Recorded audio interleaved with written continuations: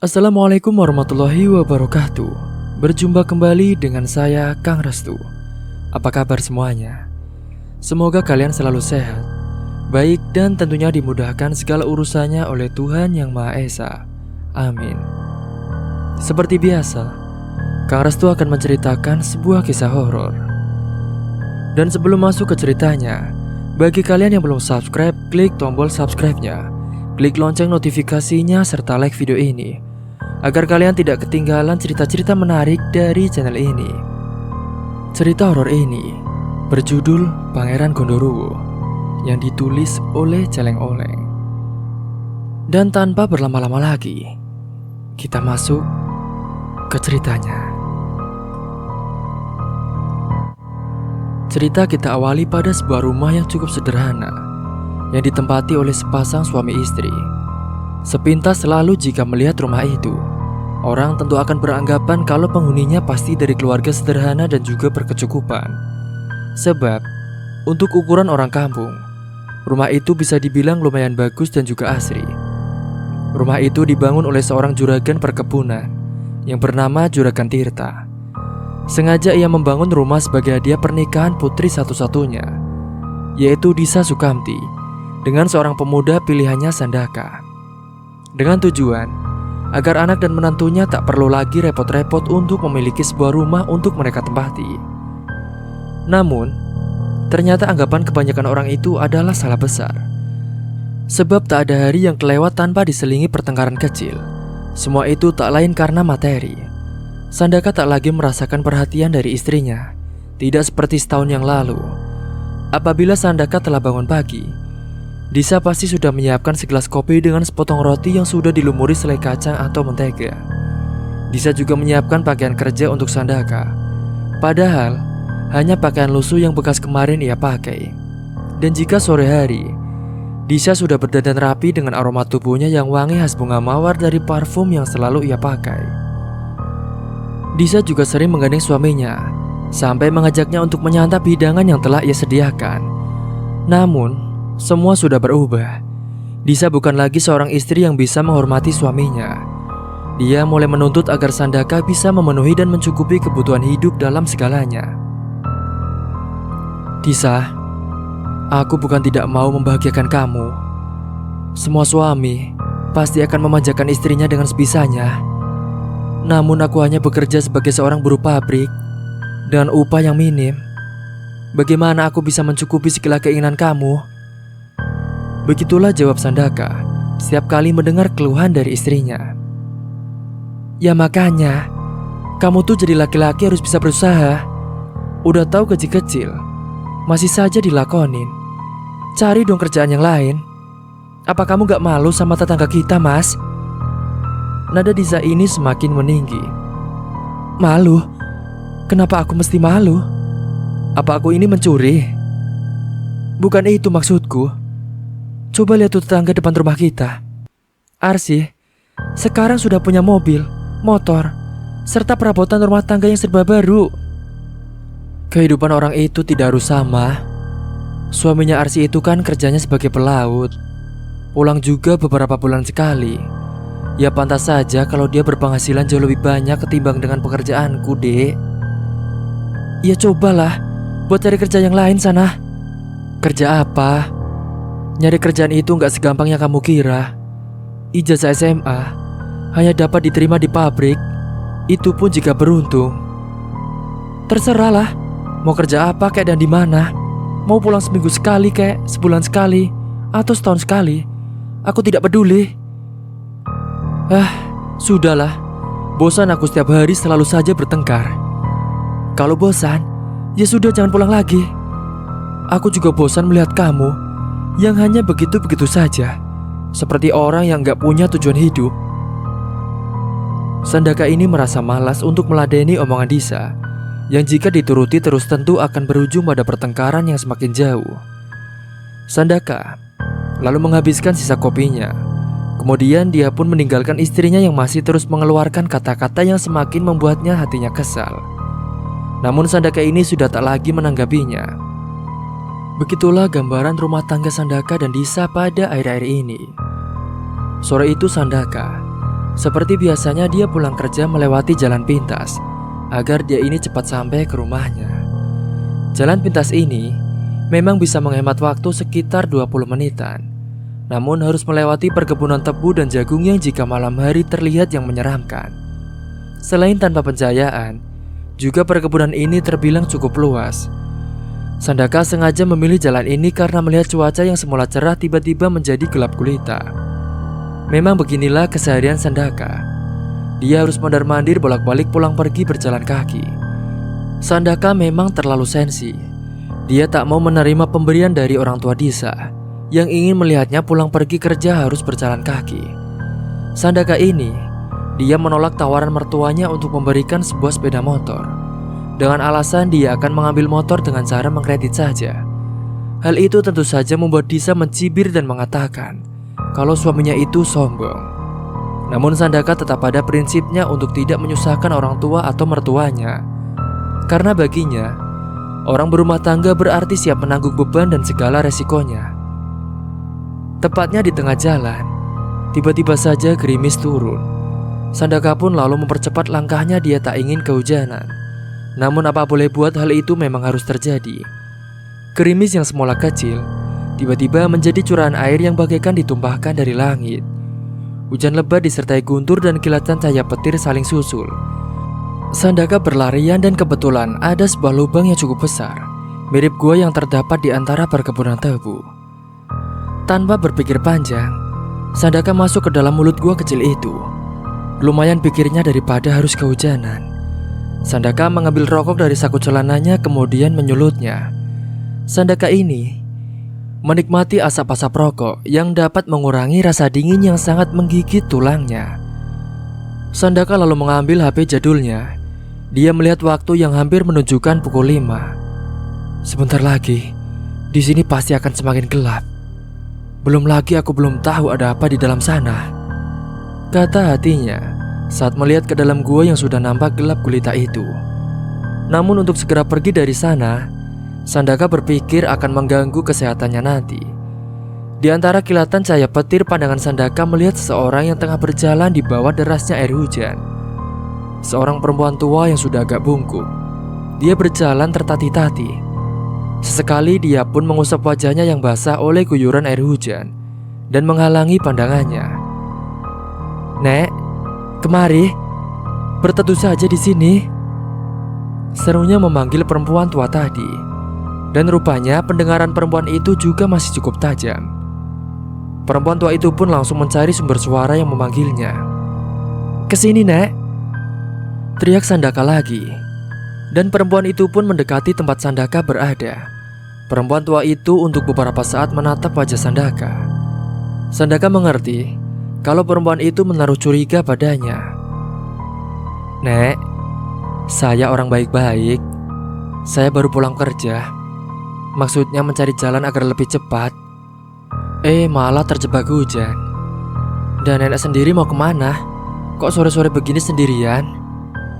tanya Sandaka mengusir kecurigaan perempuan tua tadi. "Hehehe, anak muda yang baik.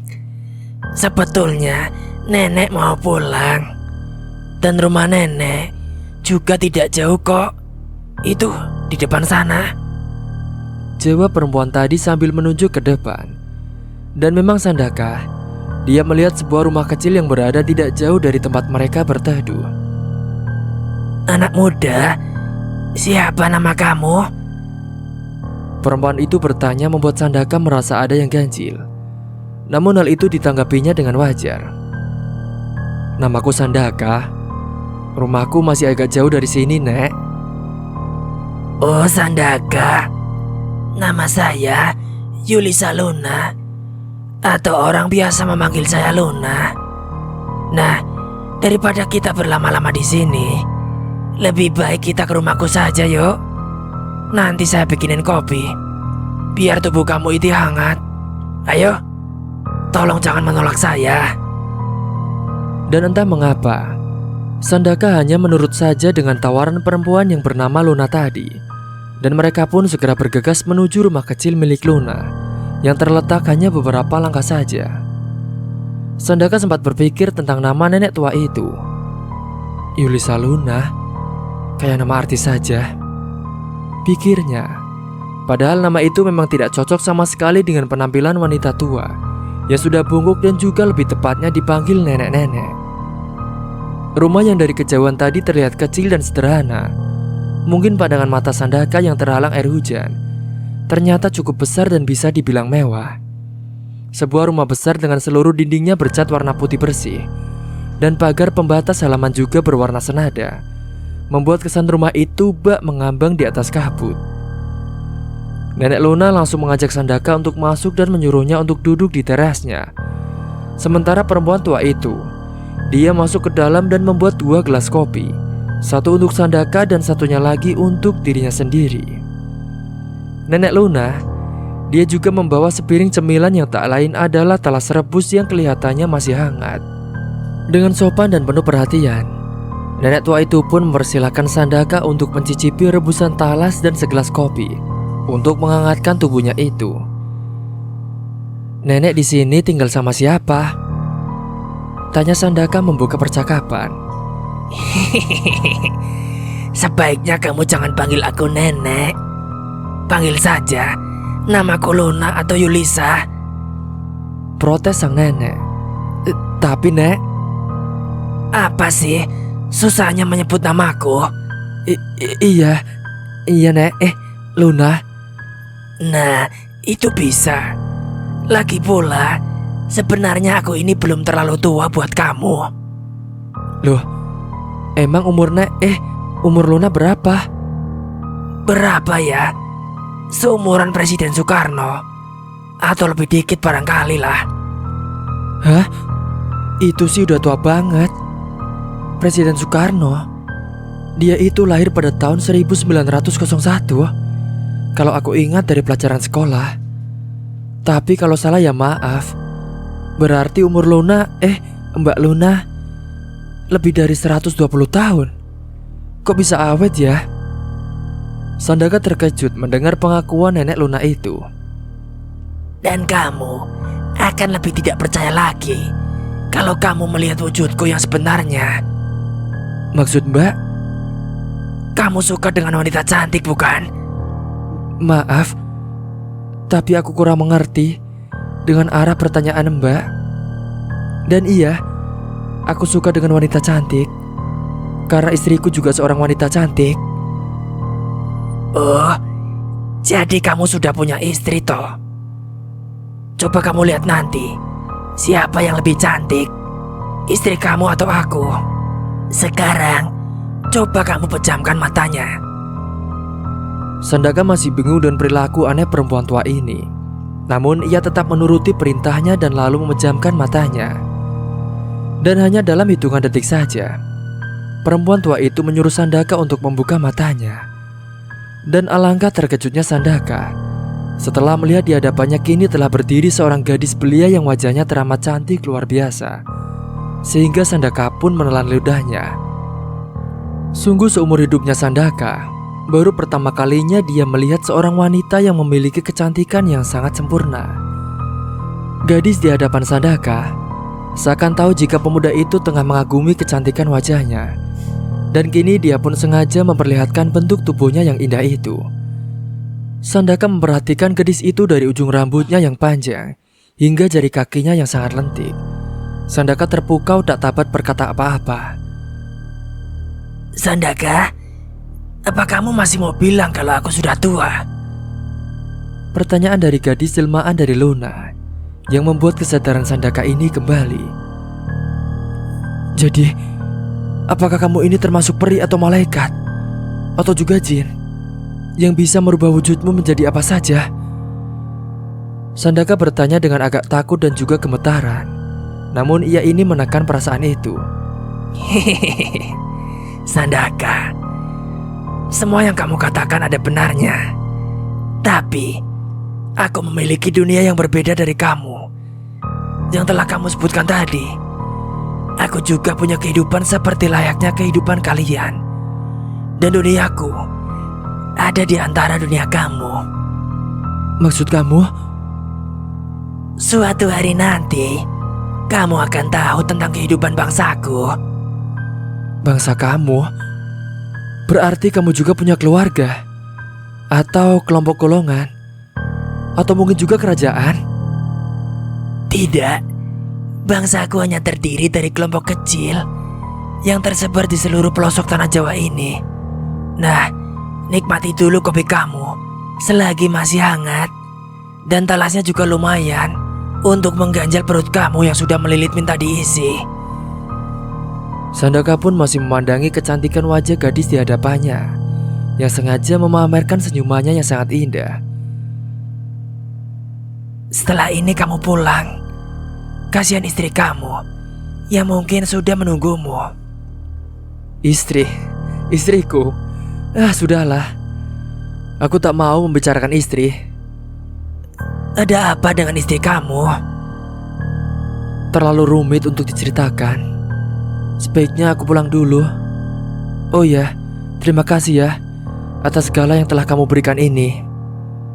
Apakah besok kamu mau mampir ke rumahku lagi, Sandaka? Apakah ini berarti sebuah tawaran buatku? Sandaka lalu memandang wajah Luna yang kemudian dia pun mengangguk. Iya, aku mengundang kamu. Jika kita saling membutuhkan, maka marilah kita saling berbagi. Balas Luna. Dia pun mendekati Sandaka yang menunggu penuh harap. Luna yang memiliki tubuh semampai dengan mudah merangkul pundak Sandaka. Lalu dengan agresifnya dia ini langsung mendaratkan bibirnya pada bibir Sandaka. Hanya sekejap saja namun sudah membuat jiwa Sandaka ini seakan telah terbang tinggi dan melayang. Jangan bilang lagi kalau aku sudah tua. Dan jangan pernah berubah menjadi tua ya, balas Sandaka. Saat itu hujan pun telah berhenti. Sandaka dengan langkah ringan dia segera melanjutkan langkahnya untuk segera kembali ke rumahnya. Sesampainya di rumah sudah lewat maghrib. Sandaka melihat istrinya sudah selesai sholat. Istrinya itu hanya menoleh sebentar kemudian masuk ke dalam kamar dan tak keluar lagi. Sandaka ini, dia hanya bisa mengelus dada melihat kelakuan istrinya yang telah berubah belakangan ini. Kemudian dia pun mengambil handuk dan pergi ke toilet untuk mandi. Setelah selesai mandi, ia pun ingin mengerjakan sholat maghrib karena sudah hampir terlambat. Namun anehnya ia ini menjadi malas untuk sholat tidak seperti biasanya. Ia malah menuju meja makan. Lalu dia membuka penutup nasi dan juga lauk atau sayur. Tapi ketika terbuka, Sandaka tak melihat nasi barang sebutir pun di sana. Begitu juga dengan tempat lauk dan sayur. Semua kosong dan hanya wadahnya saja. Sandaka ini hampir saja melampiaskan kekesalannya. Namun ia ini masih mencoba untuk bersabar. Di rukohnya saku celananya, ternyata masih ada sisa uang makan tadi siangnya. Dan tanpa berpikir panjang lagi, Sandaka menuju ke warung untuk membeli sebungkus mie instan dan juga kopi serta beberapa batang rokok. Sandaka ini, dia pun segera memasak mie, lalu menyantapnya dengan lahap. Rasa lapar memang sudah agak sedikit berkurang, tapi lumayan daripada tidak makan sama sekali. Setelah itu, ia pun langsung membuat kopi. Kemudian dia duduk di teras rumah sambil menikmati asap rokoknya. Sandaka juga sudah tidak peduli lagi dengan sikap istrinya, yang mungkin sebentar lagi dia merengek meminta uang kepadanya. Dan ternyata apa yang menjadi perkiraannya itu pun telah terjadi. Dedisha berdiri di ambang pintu dengan sebelah tangannya bertolak pinggang. "Sudah makan kamu, Mas?" tanyanya seakan sengaja memancing emosi Sandaka. "Sudah, aku barusan masak mie instan." "Oh, punya uang kamu ya? Coba mana? Sini buat aku." "Tidak ada, sudah habis buat beli mie rokok dan kopi." "Memangnya berapa sih harga mie rokok dan kopi? Sampai kamu bilang uang kamu sudah habis?" "Ya itu sisa uang makan siang tadi. Kalau aku kasih ke kamu, tentu kamu juga akan mencibir. Jadi daripada aku kelaparan karena memang kamu tidak masak, ya sudah, aku pakai saja uang itu." "Oh, jadi kamu egois ya, Mas? Kamu mementingkan diri sendiri. Apa kamu gak mikir kalau aku juga belum makan karena tidak punya uang buat beli beras?" Bagai petir di siang bolong, Sandaka terkejut mendengar jawaban Disa. Sandaka, dia pun kembali tenggelam dalam alam pikirannya. Kenapa dulu ia harus jatuh cinta pada gadis dari keluarga orang yang berada? Kenapa pula harus Disa mau menerimanya yang nyata-nyata hanya seorang anak dari juru parkir? Apakah Sandaka harus menyalahkan takdir yang telah salah mempertemukan mereka dan menyatukan mereka dalam sebuah perkawinan yang menurut bayangan keduanya akan membawa dan memberikan keindahan dan kebahagiaan? Namun kenyataannya harus berkata lain. Perasaan cinta, kasih sayang, dan saling membutuhkan itu hanya bersifat sementara saja. Selebihnya, ada yang lebih utama yang menjadi tuntutan hidup dalam perjalanan rumah tangga mereka. Cinta saja tidaklah cukup untuk membuat seorang merasa bahagia. Apalagi kita hidup di zaman yang sudah dianggap modern. Setiap saat mereka itu disuguhi pemandangan dari gemerlapnya hidup. Dan itulah yang terlihat oleh mata Disa. Ia merasa kalau dirinya bukanlah apa-apa bila dibandingkan dengan tetangganya di depan rumahnya itu. Iya, dia adalah Arsi, penghuni rumah di depan sana. Kini kehidupannya sudah cukup berubah semenjak sang suaminya yang bekerja di pelayaran dan pulang setiap 3 atau 4 bulan sekali. Dan kini mereka pun telah bisa membangun rumah hingga memiliki kendaraan dan segala perabot yang bisa dibilang mewah. Disa ini uring-uringan melihat itu semua, apalagi di depan mata. Lantas, benarkah Disa belum makan sejak pagi? Dan dia bilang tidak masak karena tak ada uang untuk belanja. Sandaka saat itu benar-benar merasa bersalah dan berdosa atas kelalaiannya dalam memberikan nafkah. Sandaka pun berniat untuk keluar rumah. Ia ingin mencari pinjaman uang kepada teman atau saudaranya. Waktu saat itu sudah mendekati pukul 8 malam. Sandaka ini bermaksud ingin melihat rumah Luna. Bukannya ia rindu atau kasmaran terhadap wanita yang sebenarnya sudah nenek-nenek itu. Hanya saja dia ini merasa heran dengan keberadaan rumah tersebut yang hanya berdiri sendirian tanpa ada satu rumah tetangga lain, seperti kebanyakan di tempat yang lainnya. Namun rasa herannya semakin menjadi. Sandaka sudah melewati batas perkebunan tebu yang menurutnya sudah terlalu jauh melewati rumah yang tadi ia singgahi. Tapi sejak tadi dia tidak melihat rumah yang bercat serba putih. Sandaka teringat obrolan mereka sore tadi. Kalau nenek atau Luna mengatakan bahwa dia memiliki dunia yang berbeda dari dunia manusia. Tiba-tiba Sandaka ini seakan mendengar suara tetabuhan atau gamelan yang tak jauh dari tempatnya itu. Tetabuhan itu mengiringi suara merdu dan mendayu-dayu dengan lirik penuh dengan mistis yang membuat Sandaka merasa merinding ketika mendengarnya. Sandaka juga, dia sudah mencium gelagat yang kurang baik. Sebab biasanya 1 minggu sebelum ada acara pernikahan atau acara apapun, pasti ada tanda entah itu dari mulut ke mulut atau setidaknya dari tetangganya. Namun ini benar-benar aneh. Sandaka tahu kalau tempat atau jalan yang sering ia lewati tak terdapat satu rumah pun, apalagi perkampungan. Namun pertemuannya dengan Luna sore tadi sudah menjadi pertanda bahwa ia di tempat ini sudah ada penghuni gaib. Sandaka memang tidak tahu pasti makhluk apakah sebenarnya perempuan tua yang bernama Luna itu. Tapi selama makhluk itu tidak mengganggunya Sandaka, dia tidak akan ambil pusing. Sebab dirinya ini sudah cukup pusing dengan jalan pikirannya sendiri. Suara tetabuhan itu semakin jelas terdengar. Lantunan tembang pun semakin jelas, seakan mengundang dirinya itu untuk pergi ke sana. Dan setelah Sandaka berjalan beberapa langkah, barulah dia ini melihat suasana yang cukup meriah. Sebuah rumah megah dengan halaman yang luas terlihat tengah sibuk dengan mondar-mandir membawa baki berisi hidangan. Beberapa wanita muda juga nampak anggun berdiri menyambut para tamu undangan yang telah hadir. Sandaka lalu melihat sepasang pengantin duduk dalam sebuah kursi singgasana. Dan di kanan kiri mereka terdapat 2 orang wanita muda yang mengipasi mereka dengan kipas berukuran yang besar. Di samping halaman rumah itulah berdiri sebuah panggung besar. Para penabuh gamelan duduk bersila dengan hikmat mengiringi suara merdu dari sinden yang membawakan lagu-lagu bersairkan tentang kehidupan hakiki. Sandaka berdiri mematung. Ia seakan lupa dengan tujuan semula untuk mencari pinjaman uang kepada teman atau saudaranya. Dia benar-benar hipnotis dengan isu dari langgam yang sedikit dia mengerti. Kenapa kamu hanya berdiri di sini saja? Sandaka terkejut ketika mendengar suara seseorang yang menegurnya. Namun rasa terkejutnya itu hilang seketika saat melihat siapa yang berdiri di sampingnya. Luna. Sandaka tersentak demi melihat seorang gadis cantik yang ia kenal sore tadi.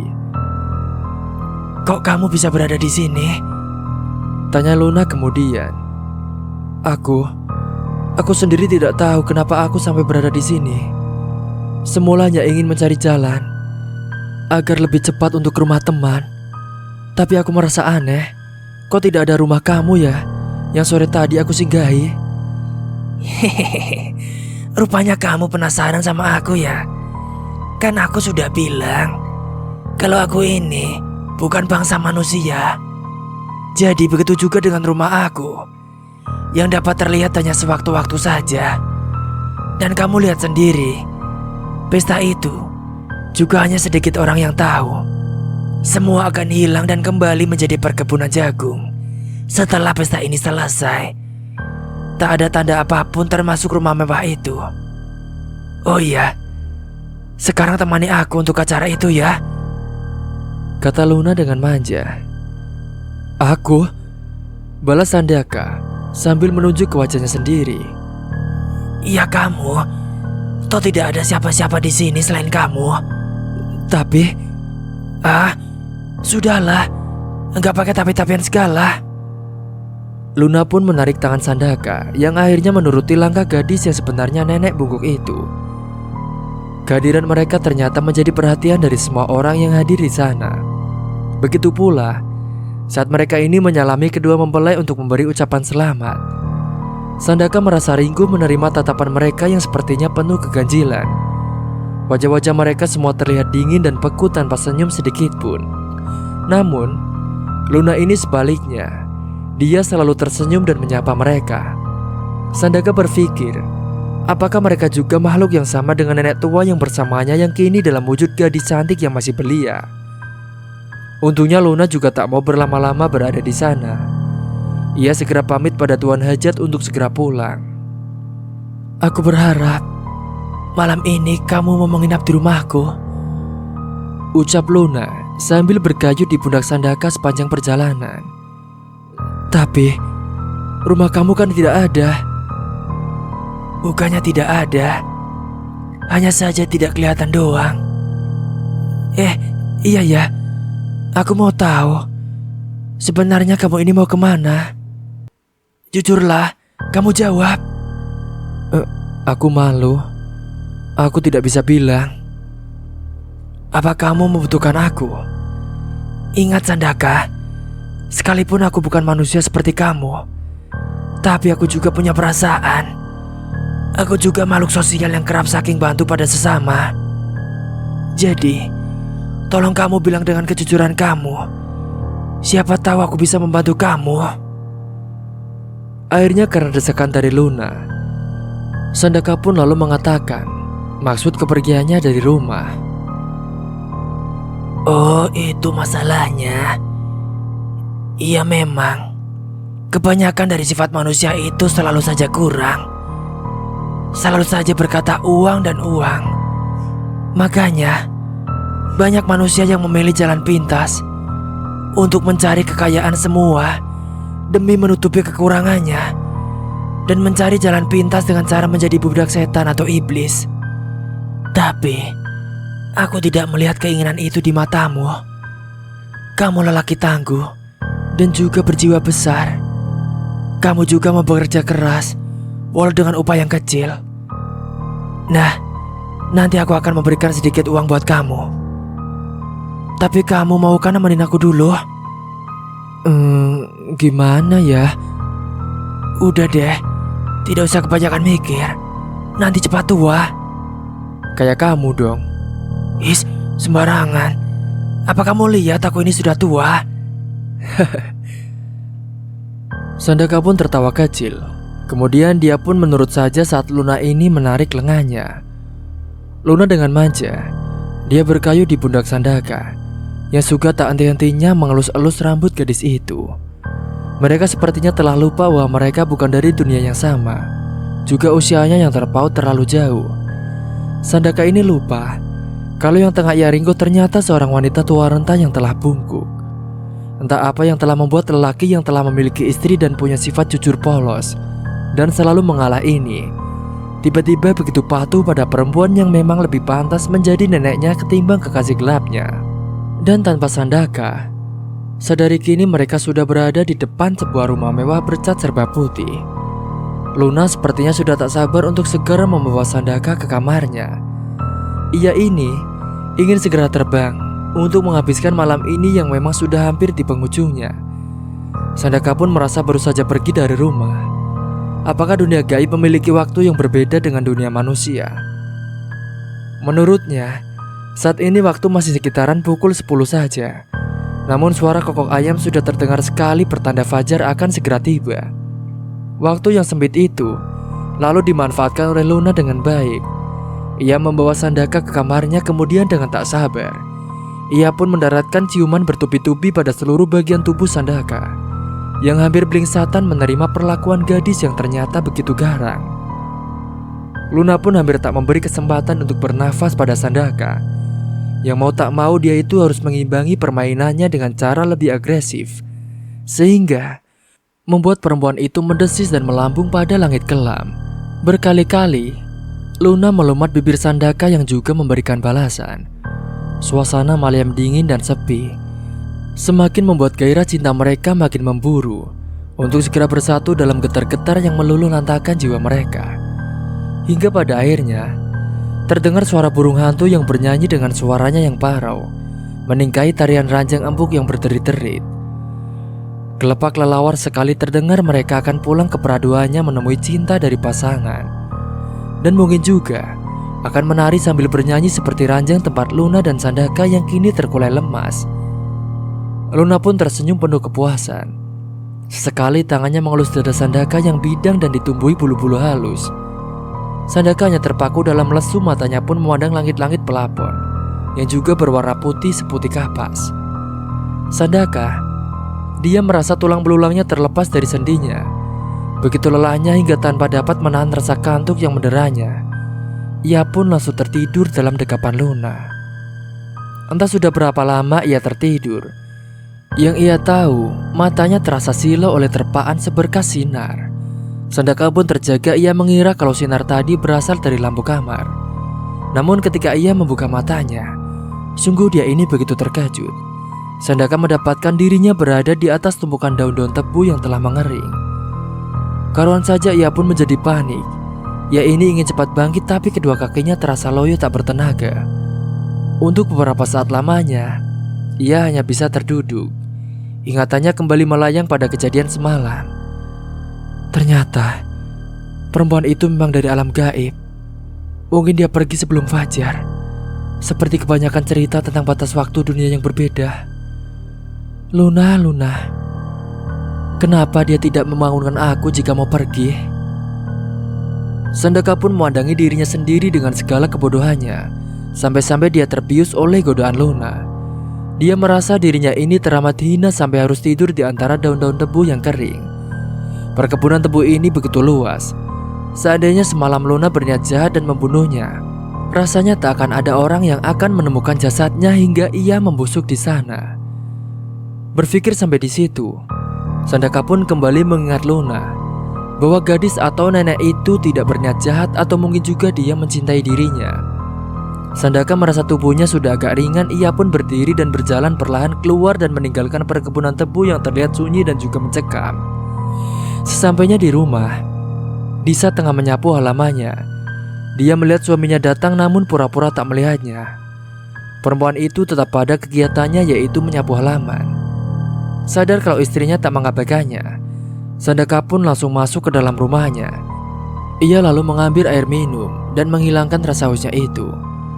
Belum juga ketegangannya reda sepenuhnya, Disa sudah berada di hadapannya. "Baru pulang, Mas? Berapa banyak uang yang kamu dapat semalam?" Pertanyaan itu begitu menohok perasaan Sandaka.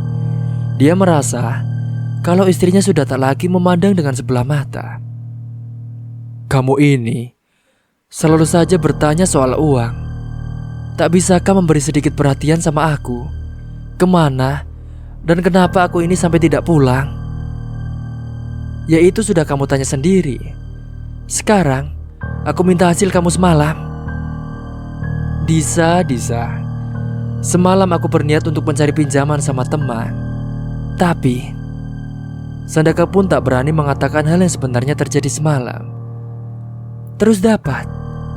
Untungnya istrinya itu memotong dengan pertanyaan. Sandaka pun langsung menggeleng dengan lemah.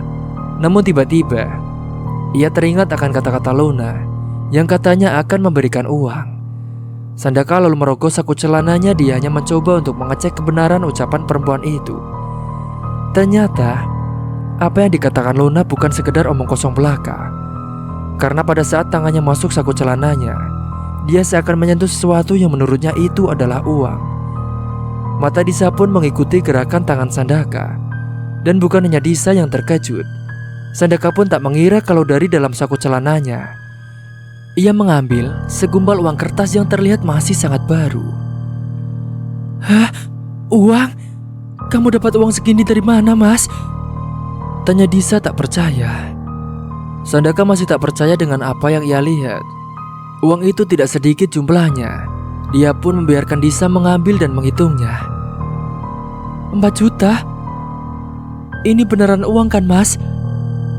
Disa pun berseru kegirangan. Dia tak percaya kalau suaminya akan mendapat uang dalam jumlah sebanyak ini. Sandaka yang juga tidak percaya dengan apa yang ia lihat itu, kembali tangannya merogoh saku celana sebelah kirinya. Dan lagi-lagi Sandaka ini dibuat terpana demi menyentuh benda yang ia yakini juga uang. Namun Sandaka tak langsung menarik tangannya dari dalam saku. Dia melihat istrinya pun tak memperhatikan gerakannya. Iya, Disa telah menemukan apa yang ia harapkan. Dengan langkah senang dia pun mendekati suaminya. Mas, kamu mau aku masakin apa? Oh iya, kebetulan aku belum beli kopi. Aku ke warung dulu ya, Mas. Sekalian cari gorengan buat sarapan pagi. Terserah kamu saja. Bagiku makan apa saja sudah biasa kok. Dan Disa pun dengan tersenyum dia meninggalkan Sandaka sang suaminya. Setelah istrinya pergi, Sandaka pun mengeluarkan uang dari saku celananya. Dan kali ini, uang yang ada lebih banyak dari yang tadi. Sandaka pun segera menyembunyikan uang itu di tempat yang tak mungkin diketahui oleh Disa.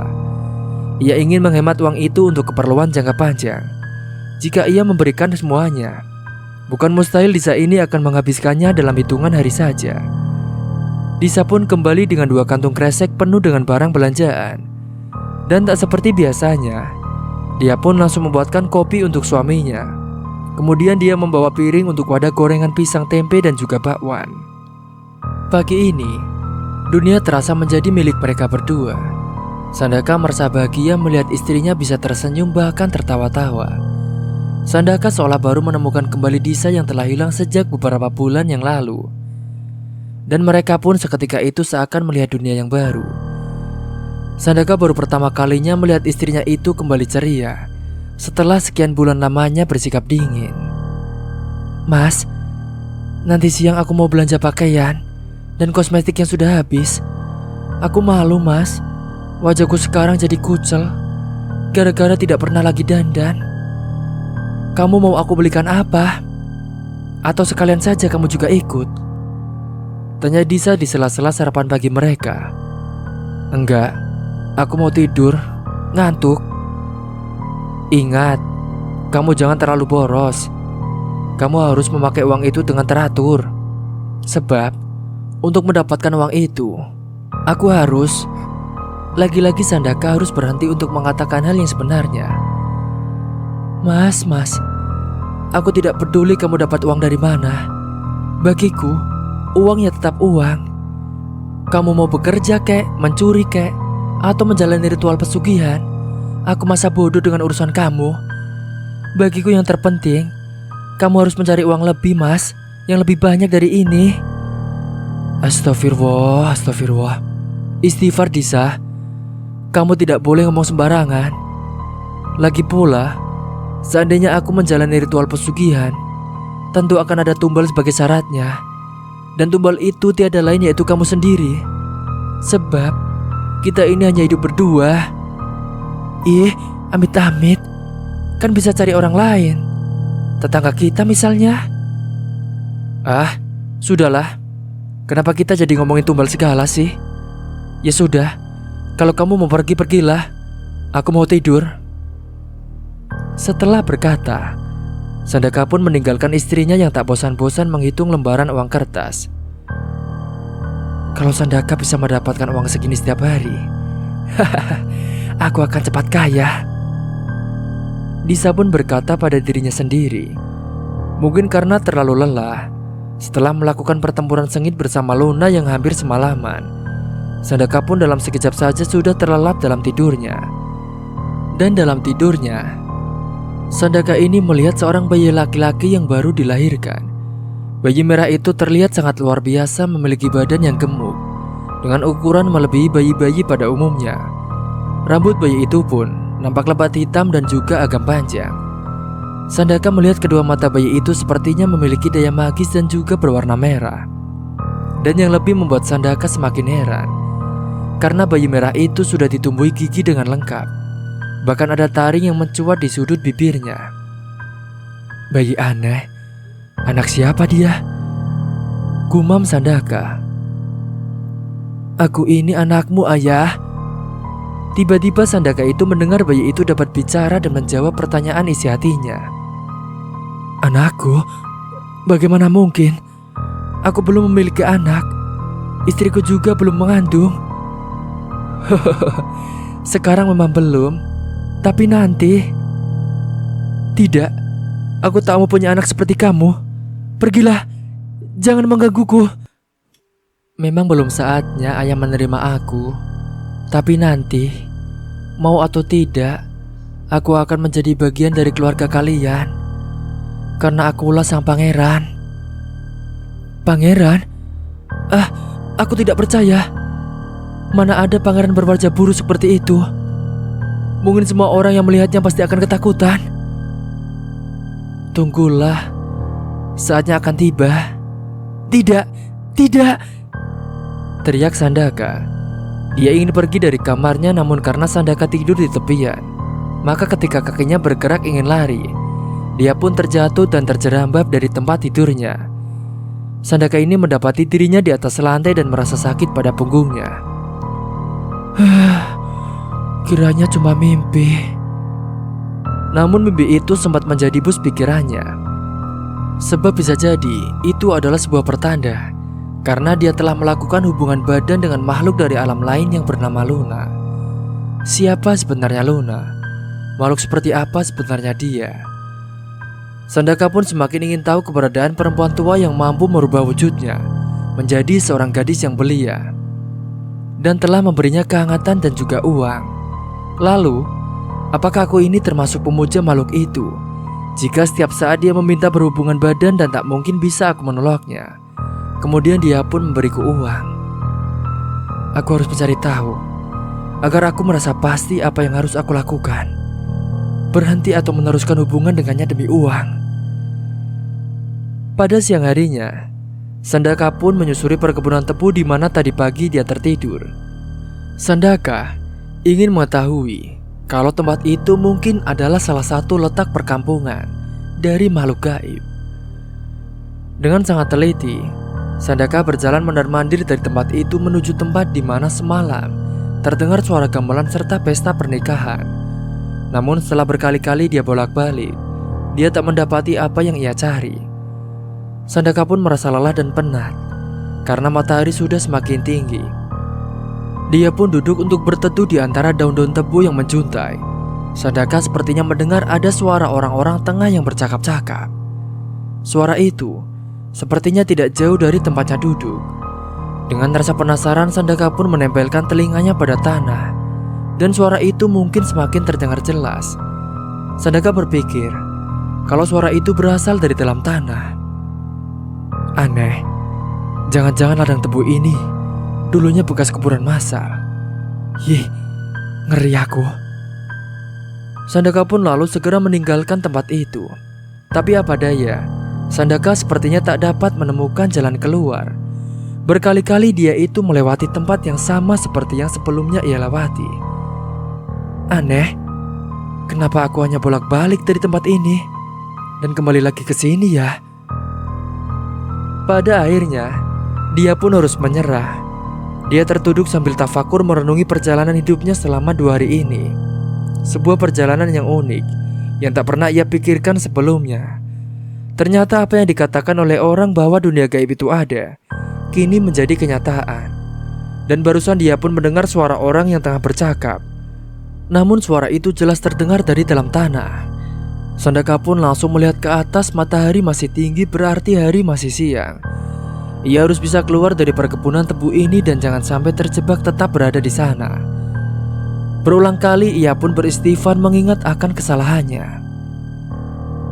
Anak muda, apa yang kau lakukan di tempat ini? Apakah kau ingin mencuri tebu-tebu ini? Sandaka terkejut mendengar suara dengan nada yang besar dan juga parau. Dan dia semakin terkejut setelah melihat satu sosok laki-laki yang sudah berdiri di hadapannya. Sandaka sama sekali tak melihat kedatangan orang tersebut. Atau memang karena pikirannya tengah kalut saat mencari jalan keluar. Untuk sesaat Sandaka pun memperhatikan orang tersebut yang bertubuh mungil seperti manusia kerdil, dengan tinggi tubuh tak lebih dari setinggi lutut orang normal pada umumnya. Oh maaf, aku sama sekali tak berniat mencuri tebu ini, balas Sandaka dengan hati-hati. Lalu, kenapa kau berada di tengah-tengah ladang ini? Aku penasaran dengan kejadian semalam. Kejadian apa, kalau boleh aku tahu? Semalam, aku mendengar suara gamelan atau musik tetabuhan. Bahkan aku juga sempat mengunjungi pesta dan menyalami kedua mempelai. Tapi aku penasaran, sebab setiap pulang kerja aku lewat tempat ini dan hanya melihat kebun tebu ini. Sementara tadi malam, aku melihat pesta itu. Entah mengapa Sandaka pun berkata jujur, namun ia masih menyimpan tentang pertemuannya dengan Luna. Sebenarnya, apa yang kau lihat itu nyata. Kamu berada di sebuah perkampungan dengan penduduknya yang hanya sedikit.